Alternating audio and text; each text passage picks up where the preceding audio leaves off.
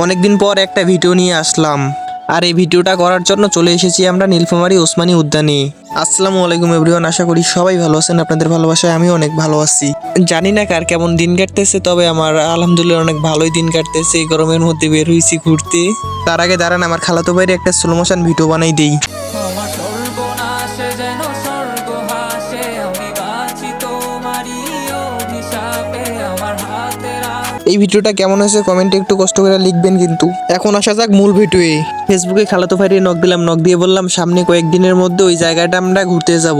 ওই জায়গা বলতে আমি অন্য জায়গার কথা বুঝাইছি। তারপর ও বলতেছে আজকে আমরা ঘুরতে যাবো নীলফামারী ওসমানী উদ্যানে, তুই যদি যাস তাহলে রেডি হ। আমিও ভাবলাম অনেকদিন ধরে কোথাও যাওয়া হইতেছে না, ওরা যেহেতু যাইতেছে ওদের সাথে আমিও যাই। এরপরে তাড়াহুড়া করে গোসল করে রেডি হয়ে বের হলাম।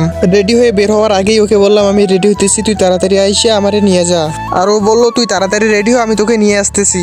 আর আমি তাড়াহুড়া করে গোসল শেষ করে রেডি হলাম, আর সাথে সাথেই রওনা দিলাম। শেষে আমাদের গন্তব্যস্থলে তো পৌঁছেই গেলাম। তারপর টিকিট নিলাম, টিকিট কেটে ভিতরে ঢুকলাম।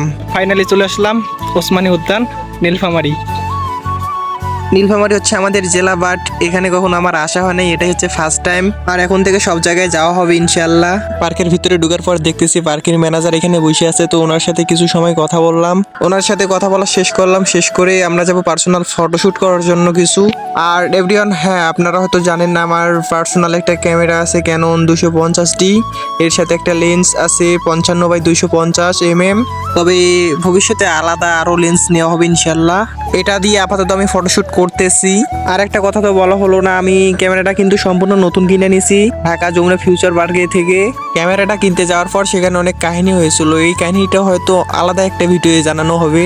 তবে আমি আলাদা একটা কাজ করতে চাইতেছি, এখানে সবার ভালোবাসা ও দোয়া লাগবে ভাই, সবাই দোয়া করবেন আমার জন্য, কাজে যাতে সফল হতে পারি। তারপর সবার এক এক করে ফটোশুট করে দিলাম।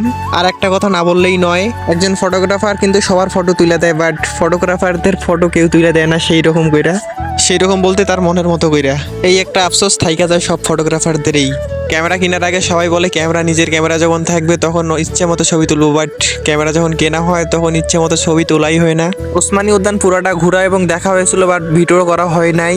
আর ভিডিও দেখে হয়তো অনেকেই বলতে পারবে এই পার্কের মধ্যে লোকজন কই। আসলে ভাই আমরা দুপুরবেলা গিয়েছিলাম, প্রচন্ড রোদ ও গরম, যার কারণে লোকজন নাই পার্কে এখন। তবে শুনেছি বিকেলবেলা প্রচুর মানুষ হয়। ফাইনালি ওসমানী উদ্যান যাওয়া ডান হয়ে গেল, আর এখন আমরা বাসার উদ্দেশ্যে রওনা দিলাম। এখন আমরা চলে